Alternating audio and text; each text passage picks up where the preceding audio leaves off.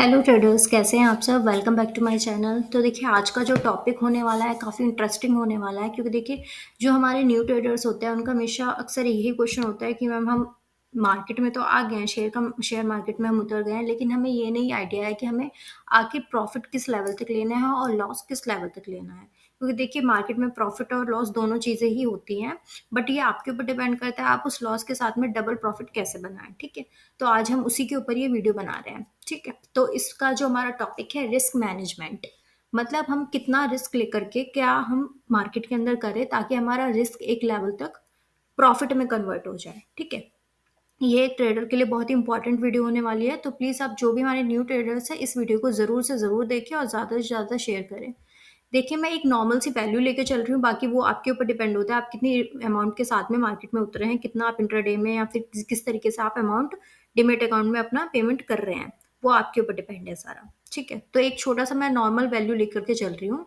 Risk management आप किस तरीके से करेंगे, देखिए अगर आपके डिमेट अकाउंट में सपोज 1 लाख रुपीज़ है, तो आप क्या कीजिएगा, ऐसा नहीं कि 1 लाख रुपीज़ आपके डिमेट अकाउंट में है तो आप करेंगे कि पूरा 1 का 1 लाख, ये पूरा 1 लाख रुपए आपने मार्केट में डाल दिया है। नहीं, ऐसा आपको नहीं करना है। पूरा अमाउंट कभी भी आपको मार्केट में नहीं डालना है। और दूसरी कंडीशन मैंने ये भी काफ़ी देखी है कि हमने कोई चीज़ किराए पर रख दी है, रेंट पर रख दी है, या फिर हमने कुछ ज़मीन बेच दी है, ये सब चीज़ें करके कि आप कभी भी ट्रेडिंग मार्केट में मत उतरिए, शेयर मार्केट के अंदर में कभी भी ऐसी चीज़ें मत कीजिए।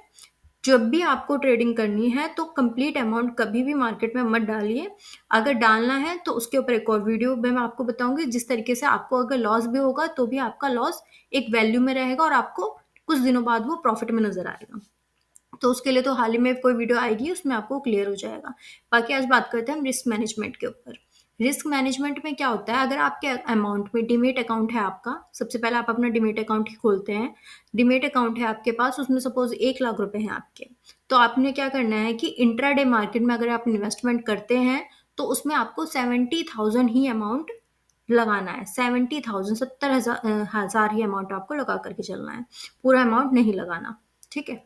अब हमारे ज़्यादा से ज़्यादा ट्रेडर्स क्या करते हैं, उनकी मिस्टेक यही होती है कि उन्हें रिस्क मैनेजमेंट का नहीं पता है। वो लोग क्या करते हैं, पूरा अमाउंट लगा देते हैं। सबसे बड़ी गलती तो यही है, फर्स्ट मिस्टेक, कि वो पूरा अमाउंट लगा के चलते हैं। पूरा डीमैट अकाउंट खाली मत कीजिए अपना, कुछ अमाउंट उसमें से लगाना होता है। एक वैल्यू मैं आपको बता करके चल रही हूँ, उसमें से इतना परसेंट आपको वैल्यू लेकर के चलना है डीमैट अकाउंट से। ठीक है? तो पहली मिस्टेक आपकी ये रहती है पूरा अमाउंट लगाने की, तो इसको मत लगाइए कंप्लीट अमाउंट, हमेशा कुछ परसेंट आप अपने डिमेट में छोड़िए।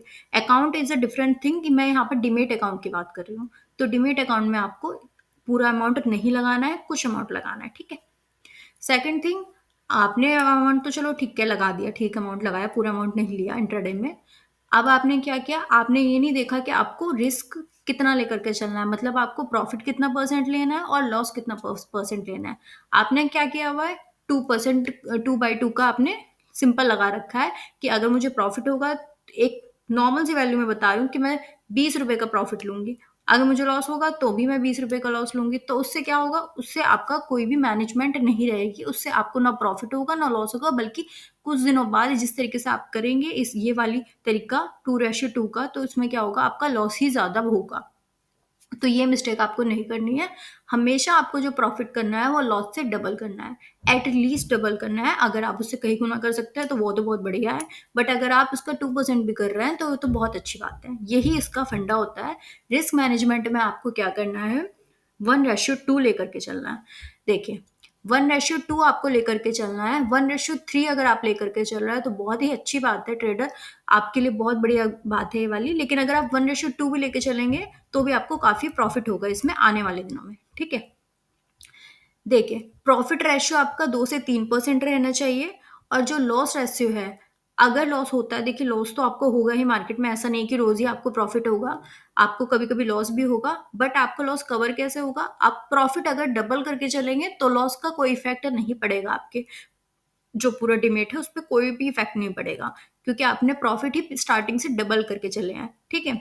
तो आपने क्या करना है, प्रॉफिट आपको लॉस से डबल करके चलना है या ट्रिपल करके चलना है। ट्रिपल भी नहीं तो आप डबल एटलीस्ट करके चलिए। ठीक है? और लॉस क्या करना है, आपको 1% का लेकर के चलना है, आधा, मतलब जो प्रॉफिट होगा उसका आधा। आप देखेंगे कुछ दिनों बाद, आप मंथ का ही ज़्यादा नहीं, मंथ का आप अपना रेशियो देखिएगा पीएनएल, तो उसमें आपको पता चलेगा एट द एंड आप पूरे प्रॉफिटेबल में हैं। प्रॉफिटेबल क्यों है? क्योंकि आपने प्रॉफिट डबल लिया था, लॉस आपने आधा लिया था।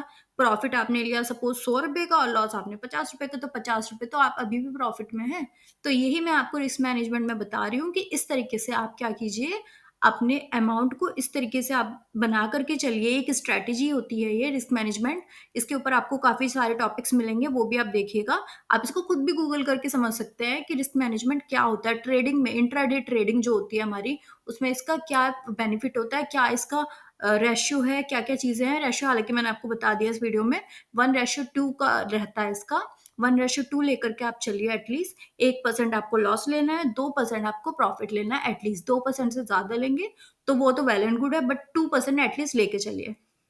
होता है कभी-कभी मार्केट हमारा ऐसा होता है कि हमें 2% का नहीं मिल पाता, कभी-कभी लॉस भी हो जाता है, बट आपको इतना ध्यान रखना है कि ज़्यादा से ज़्यादा आपको अपना रेशियो जो है प्रॉफिट का डबल ही रखना है लॉस से। सपोज़ एक एग्ज़ाम्पल ही मैं आपको बता रही हूँ इस अमाउंट से, जो आपने इंट्राडे मार्केट में लगाया है। 70,000 सपोज़ आपने मार्केट में अमाउंट लगा दिया, ठीक है? आपने क्या हुआ, मार्केट आज हमारा अच्छा नहीं था, आज हमने लॉस कर लिया ₹700 का, सपोज़, ठीक है? ₹700 का आज हमारा लॉस हो गया, क्योंकि हम 1% का लॉस लेके चल रहे थे। कल मार्केट हमारा अच्छा है, कल हमने क्या किया था, यही अमाउंट से हमने क्या किया, प्रॉफिट बुक किया। प्रॉफिट कितना बुक किया? 2% का एटलीस्ट। 3% का भी कर सकते हैं, बट 2% का भी अगर आपने किया, तो आपने क्या देखा एट द एंड, आप ₹700 फिर भी प्रॉफिट में हैं, क्योंकि आपने प्रॉफिट डबल किया है लॉस से।